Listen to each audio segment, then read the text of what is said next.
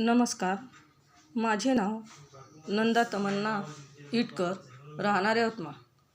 आज माझा व्याख्यानाचा विषय आहे सुखी संसाराची सूत्र. दगडासारख्या कठीण परिस्थितीवर घाव घालण्याची जिद्द असली की मूर्तीसारखी सुंदरता आयुष्यात लाभते. म्हणून कठीण प्रसंगावर मात करून आपण जीवन जगत असताना कठीण परिस्थितीवर जर मात केली तरच आपले जीवन सुखी होऊ शकते किंवा सुखी संसार होऊ शकते. अशा ह्या सुखी संसाराची मी 5 सूत्र आपल्याला सांगणार आहे. सर्वप्रथम पहिलं सूत्र आहे कुटुंबातील आईवडिलांची सेवा करणे. आपले आद्य दैवत आईवडील आहे. आईवडिलांची आपण सेवा करायला हवी. सर्वप्रथम स्त्री ही बालपणी ही कोणाची तरी मुलगी असते, त्यानंतर ती कोणाची पत्नी असते, त्यानंतर ती आई असते, त्यानंतर ती कोणाची तरी सासू बनते. त्याच्यामुळे ती अनेक याच्यातून ती पुढे जात असते. जाताना तिला बरेच काही आपले कर्तव्य निभावावे लागतात. ज्यावेळेस बालपणातून तरुण वयात स्त्री झाली की आईबापांचा साथ सोडते आणि पतीचा हात धरते. वयाच्या 35-40 पर्यंत नवऱ्याचे ऐकते. मग तो चांगला असो की वाईट असो, सज्जन असो की दुर्जन असो, व्यसनी असो की ठसनी असो, कसाही जरी असला तरी ती आपल्या नवऱ्याची साथ सोडत नाही. पण जेव्हा तिचे मुलं मोठे होतात, जशी जशी मुलं तरुण होतात तशी तशी ती मुलांकडे वळते, त्यांच्या भावना समजून घेते. नवऱ्याच्या मागे मुलांना पैसे देणे, त्यांच्या इच्छा आकांक्षा पूर्ण करणे, त्यांना हवं ते पुरविणे ती करत असते. कारण उदरापासून तर जन्मापर्यंत तिच्या सहवासात असतात. काही तरुण मुले बापाशी बोलत नाहीत, आईशी मात्र हितगुज करत असतात. मग मला एवढं सांगायचं असतं की मुले जेव्हा चुका करत असताना आईने त्या चुकांवर पडदा टाकू नये. कारण आईचं प्रेम असावं, मुलांवर जरूर प्रेम असावं, पण आंधळं प्रेम नसावं. कारण बाप हा कोणाचा वैर नसतो. प्रत्येक वडिलाला आपल्या मुलावर प्रेम असते, पण ते व्यक्त करत नाहीत. प्रत्येक वडिलाला असं वाटते की माझे मुलं व्यवहारात तरबेज असावं, नीतिवान असावं, शीलवान असावं, गुणवान बनावं, चांगल्या लोकांमध्ये उठावे बसावे, जीवन जगण्याचे अचूक गोष्टी कळाव्यात. मुलाच्या हातून कोणत्याही चुका होऊ नये म्हणून तो मुलांचे फालतू लाड करत नाही. मग मुलांचे वडील फालतू लाड करत नाही म्हणून काही मुलांशी वडिलांचं वैरत्व नसते. म्हणून मला असं सांगायचं असतं की आपण वेळेचं भान ठेवायला हवं. कारण प्रपंच ही फार समजून करायची गोष्ट आहे आणि मुलांना संस्कार देण्याचे काम आई करत असते. आता दुसरे सूत्र आहे, जर आता मुले मोठं झालेली आहे, आपण दुसरी मुलगी, परकीय मुलगी आपल्या घरात आणतो, म्हणते सून आणतो. त्यावेळेस सून आपल्या घरात येते, ते सुनेला नौकर समजण्याची चूक तीळ मात्र करू नका. कारण ती कोणाची तरी मुलगी आहे. तिला मुलीसारखं प्रेम करा, मुलीसारखं जपा, तीही पण आपल्याला आईसारखं प्रेम देईल. आणि सुनांनासुद्धा मला एवढं सांगणं आहे की सुनांनो, आपल्या माहेरचा कमीपणा सासरी कधी सांगायचा नसतं बरं. यात सुनांनी भान ठेवायला हवं. जर आपला कमीपणा आपण सांगत गेलो तर आपला संसार होणार नाही. आणि मला मुलांच्या आईंना पण सांगावंसं वाटते की आईनं, मुलगी ही आपली असते, सून ही परकीयांची असते. ती दुसऱ्या घरातून त्या घरचे संस्कार घेऊन आलेली असते आणि मुलगी आपल्या मतानुसार आपले संस्कार घेऊन जात असते. आणि मग मला एवढं सांगायचं असते की जावाई सांभाळणे फार सोपे आहे, पण सून सांभाळणे फार कठीण आहे. म्हणून मला असं सांगावं असते की आपण आपल्या मुलाचा संसार सुखी बघायचं असेल, पाहावंसं वाटत असेल तर सुनांना पहिले जपा. सुनांना जपलेच पाहिजे. कारण मुलगा आपला सोन्यासारखा मुलगा हाती जाऊ नये. आपण मुलाला माझं सोनं सोनं म्हणतो, आपलं मुलगा सोनं आणि दुसऱ्यांची चिंधीबिंदी आपण समजू नये. म्हणून एक म्हण आहे, सोनं जपण्यासाठी आपल्याला चिंधी पण जपावं लागते, त्या सोन्याला चिंधीत गुंडाळावं लागते. म्हणून आपण सुनेला चिंधीबिंदी म्हणू नका. चिंधीबिंदी म्हणून तिच्या भावना दुखावल्या जाईल असे बोलू नका. सून आपल्यानंतर घरात आल्यानंतर आपण तिच्या किचनमध्ये किंवा तिच्यामध्ये मध्ये मध्ये करू नका. माझं म्हणू नका. कारण ती तुमच्यासारखी बाहेरून आलेली नवीन मुलगी आहे. तुम्ही जसे त्या घराची मालकीण आहे, ती पण त्या घराची मालकीणच आहे. म्हणून तिला वारंवार माझं म्हणून तिच्या भावना दुखावू नका. आपल्या घरातील नियम संस्कार लगेच मुलींना सांगू नका.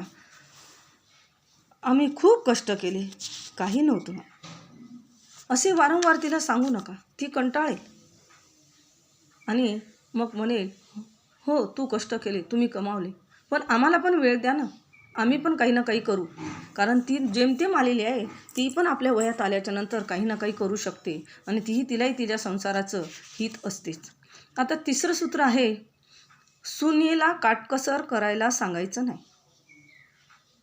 आपण वारंवार आल्याच्या नंतर, कारण आत्ताची पिढी आणि मागील पिढी आपल्यात आणि तिच्यात बरंच फरक आहे. आपण वारंवार तिला काटकसर करायचं नाही, कारण आपल्या वेळेस जेव्हा आर्थिक स्थिती आपली कमजोर होती त्याच्यामुळे आपल्याला काटकसर करावं लागत होतं. आता तिची परिस्थिती चांगली असल्यामुळे ती काटकसर करणारच नाही. परिस्थिती जुळवून घेण्यासाठी ती बरोबर ती वागेलच. आपले मिस्टर किंवा आपल्या कुटुंबात उत्पन्नाचं साधन कमी होतं, त्यावेळेस रोजचे 50 किंवा 100 रुपये आपण कमावत असताना आपल्याला खूप काही वाटायचं. पण आता 500 ते 5,000 रुपयेपर्यंत तिचे पती कमावतात आणि त्यांना काहीही वाटत नाही.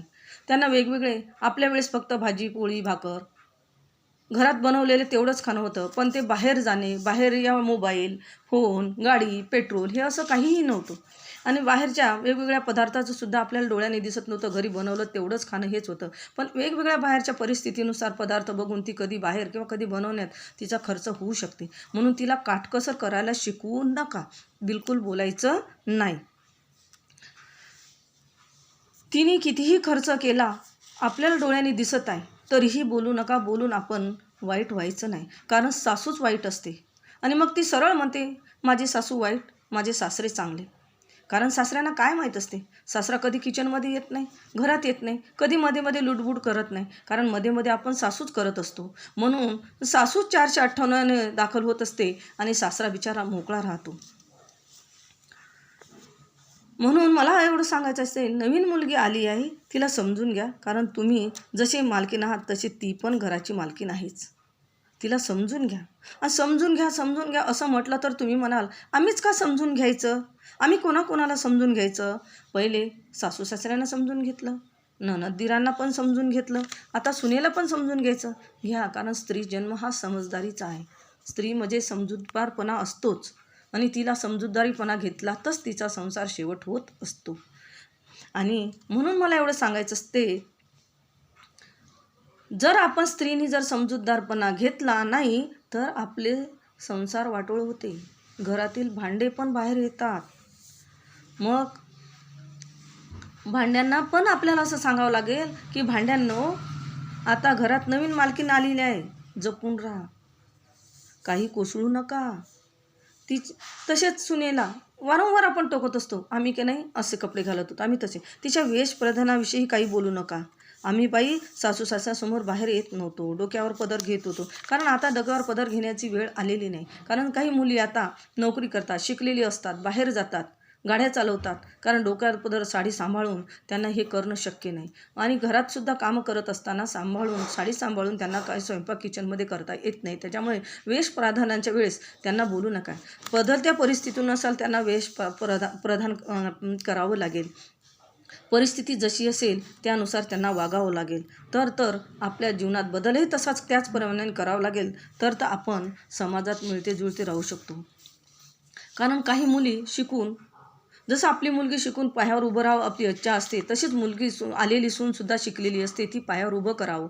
तिला घरातच लुडबुड कर, तू स्वयंपाक कर, धुणं भांडी कर, असं तिच्यावर लादू नये. तिनेही बाहेरच्या जगात जावं, 4 पैसे कमवावं, आपल्या कुटुंबाला तसेच आपल्याला हातभार लावावं अशी अपेक्षा करून आपण सुद्धा घरकामात हातभार लावावं, अशी मला स्त्रियांना सांगायचं आहे. आता तिसरं कर्तव्य मला सांगायचं आहे, कर्तव्याचं पालन करायला पाहिजे. प्रत्येकाचे कर्तव्य असतात, पुरुषांचे कर्तव्य, मुलांचे कर्तव्य, आईचे कर्तव्य, प्रत्येकाचे कर्तव्य असतात. ते मग आपण कर्तव्याचे पालन करावे लागते. तर पुरुषांना मला घरातील 40च्या नंतरच्या पुरुषांना सांगायचं असं वाटते, पुरुषांना मला एवढं सांगावं की आपले पण काही कर्तव्य असतात. आपली पत्नीविषयी आपण नुसता काढत असतो, तर्कवितर्क काढत असतो. बसण्यापेक्षा आपण हे तर्कवितर्क काढण्यापेक्षा त्यांच्याशी समर्पण करावे. नवरा बायकोचे नाते फार पवित्र असते, त्या पवित्र नातेला आपण जपायला पाहिजे. आणि नवरा बायकोचं पती पत्नीचं जे जीवन आहे ते विश्वासावर चालत असते. विश्वास हा फार महत्त्वाचा असतो. विश्वासाला तडा जाता कामा नये. नवरा बायकोचे नाते सुंदर आहे. सर्व नवरे मुलांना मला सांगणे आहे की लग्ना अगोदर अनुवाद असावा, मात्र लग्नानंतर जयश्राम करावा. आपला जर संसार सुखी करायचा असेल तर लग्ना अगोदर अनुवाद आणि लग्नानंतर श्रीराम.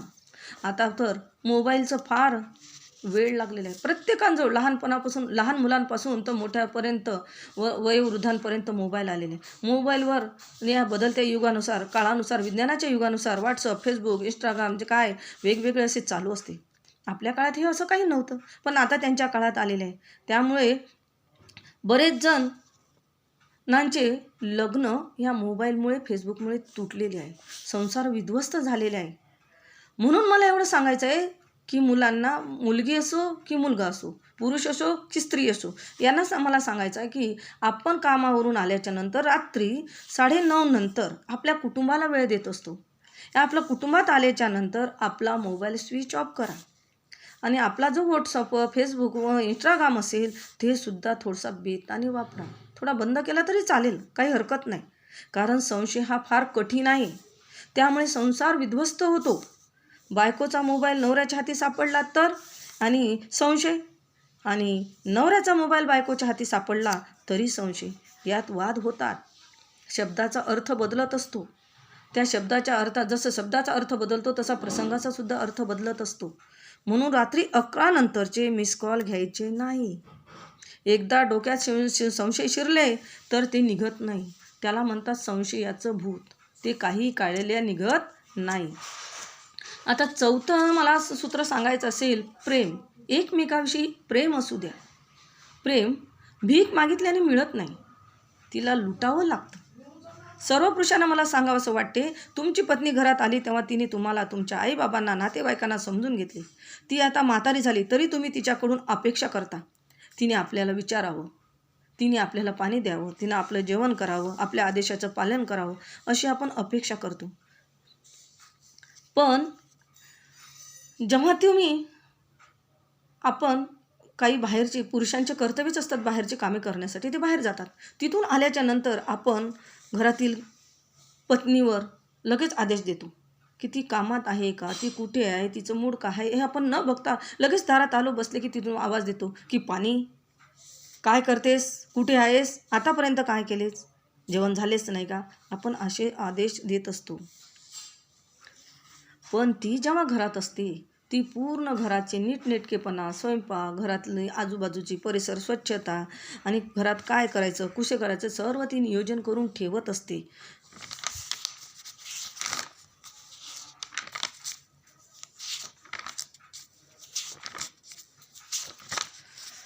आणि 5वं कर्तव्य मला असं सांगावंसं वाटते की आपलं कर्तव्य. पुरुषांना मला सांगायचं आहे की आपलं कर्तव्य, मुलांची विचारपूस, पत्नीची विचारपूस, आईवडिलांची विचारपूस, सर्वांचे सुखदुःख जाणण्याचं हे कर्तव्य पुरुषांचं आणि स्त्रींचं पण असते. कधी विचारता का, अगं तू आज दमली का, काय झाले, अहो तुमचे काय, बायकोशिवाय कोण करणार, म्हातारपणी तुमचं कोणी करणार नाही. एकट्या पुरुषांना जगात अवघड का असतं, स्त्री मात्र एकटी म्हातारपण काढते. कारण ती अजून स्वयंपाकघरात कामे करणे, स्वयंपाक करणे, भाजी निवडणे, देवपूजा करणे, नातवंडांना सांभाळणे, मात्र पुरुषांना हे जमणं कठीण आहे. सुनासमोर बायकावर कधीही राग काढू नका. कारण सुनावर जर आपण राग काढला तर सुनांना असे वाटेल की सासरेबुवा पत्नीला महत्त्व देत नाही. आणि अजून मला असं सांगावं वाटते, घरामध्ये जर नंदा असतील ते घरातील नंद भावजांचे नाते फार सुंदर आहे हो. आनंद देणारी भावजई म्हणतात. जेव्हा आपण सासरून येतो घरी तर आपण अपेक्षा करत असतो की आपली जी भावजई आहे, जी वहिनी आहे, तिने आपल्याला बोलावं, प्रेमानं करावं, पाहिजे ते आपल्या आईसारखं तिने प्रेम द्यावं, आपल्यासारखं करावं, असे आपण अपेक्षा करतो. तिने जे सर्व आपल्या इच्छा आकांक्षा पूर्ण केल्या तर आपण खूप आनंदी होतो. आणि नंदेला सुद्धा म्हणतात त्रास देणारी ननद. खरंच ती त्रास देणारी ननद असते. जर समजून घेतलं तर त्रास देणारी आहे की नाही हे आपल्यावर अवलंबून आहे. आपणच ठरवायचं की खरंच ननद आपल्याला त्रास देणारी आहे की सुखात सहभागी होणारी आहे. तसंच मला नंदेला एवढं सांगायचं आहे की ननदांनी आपापल्या घरी सुखी संसार करावा. आईवडील असेल तर मनात वाटेल तेव्हा यावं, वाटेल तेव्हा जावं. माहेरी जास्त दिवस राहू नये. जास्त दिवस राहिल्यास भावांच्या संसारात लुटूपुट करू नका. त्यांचा संसार त्यांना करू द्या. भावजाईचे घराने आईला, बाबांना, इतरांना सांगू नका. आपण त्यांच्या घरचे पाहुणे आहो. पाहुण्यासारखे या, पाहुण्यासारखे जा. पाहुणे 4 दिवस असतो आणि तो पाहुणचार दिला तर आनंदाने घ्या, नाही दिला तर आपल्या घरी आपण परत जा. पाहिजे तसं आपला पाहुणचार करून खाऊन आपल्या घरी समाधानाने आनंदाने राहा, पण गाराणी करू नका. आपण नेहमी म्हणतो माहेरी गेली तर आपल्याला आपल्या खूप अपेक्षा असतात, त्याप्रमाणे भावजाईंनी करावं, पाहुणचार करावं, कपडे घ्यावं. कपडे घेतले तर आपल्या इच्छेप्रमाणे घ्यावं. तिची आर्थिक परिस्थिती पाहून त्या आर्थिक परिस्थितीनुसार आपल्याला कपडे घेईल, पाहुणचार देईल. जसं दिलं त्याप्रमाणे समाधानाने आपण पाहुणचार घेऊन आपण आपल्या घरी जावं. मला असं वाटते आईवडील असताना न बोलावता गेलं तरी चालेल, पण आईवडील गेल्याच्या नंतर भाऊ भावजाईंनी बोलावल्याशिवाय त्यांच्या दारात जाऊ नये. आणि जर का भाचा असेल तर भाच्याच्या राज्यात किंवा भाच्याच्या काळात बोलावल्याशिवाय यायचंच नाही. आणि भाच्याच्या राज्यात जर यदा कदाचित आपण आलो तर भाच्याच्या दरवाजातूनच परत जा. तेव्हाच माहेरी मान असतो. वारंवार माहेरी येत गेलो तर आपला मान राहत नाही. आणि आपण माहेरी आल्याच्या नंतर फार आपल्याला मोकळे मनाने, मनसोक्त मनाने बडबड करायची सवय असते. आणि मग आपण बडबड करतो, पाहुणचार दिला नाही, साडी दिली नाही, मला व्यवस्थित बोललीच नाही, माझ्याकडे पाहून मान वाकडीच केली, डोळे वाकडेच केले, असं म्हणून आपण गाराणी करतो. आणि मग असं जर आपण गाराणी करत गेलं तर आपल्या नवऱ्यासमोर, सासरे मंडळीसमोर आपला अपमान होईल. म्हणून आपण प्रत्येकाशी प्रेमाने वागावे, प्रेमाने राहावे. आता 4थं सूत्र मला सांगावंसं वाटते की प्रत्येक व्यक्तीशी प्रेमाने राहावे. आणि आपले प्रेमाने वागल्यानंतर सगळं जग आपल्या जवळ येते. प्रेमाने वागल्यामुळे प्रेम हे सर्व काही आहे. आणि तेच म्हणतात प्रेम घरात, बाहेर, इतरांशी. आणि 4थं सूत्र यावरून मला सांगत असं वाटते, सेवा. जनसेवा हीच ईश्वर सेवा. सर्वांची सेवा करा, ईश्वर प्राप्तीचा आनंद मिळू शकतो. सासूना एवढे माझे सांगणे आहे, जर घरात 2 सुना असतील तर 2 सुनांमध्ये तुलना कधी करू नका, भेदभाव करू नका. कशीही असली तरी, गुणी असो की दुर्गुणी असो, तिच्याशी तडजोड करा. कारण व्यभिचार कलम 497 सुप्रीम कोर्टाने रद्द केला आहे. भारतीय दंड संहितेतून रद्द केलेला आहे. प्रत्येकाला स्वतंत्रपणे जगणे हा हक्क आहे. म्हणून मला असं सांगावंसं वाटते की प्रत्येकाला आपल्या जीवन जगण्याचा स्वातंत्र्य आहे. स्वतंत्रपणे जगू द्या. आणि जगताना स्वतंत्र विचार हे चांगले ठेवून आपण जीवन जगलो पाहिजे असं मला वाटते. जो मनुष्य सुखी स्वाभिमान व सन्मानासोबत जगण्याकरिता ह्या माझ्या सूत्रांचा उपयोग करेल तर त्याला जगात सन्मान मिळेल.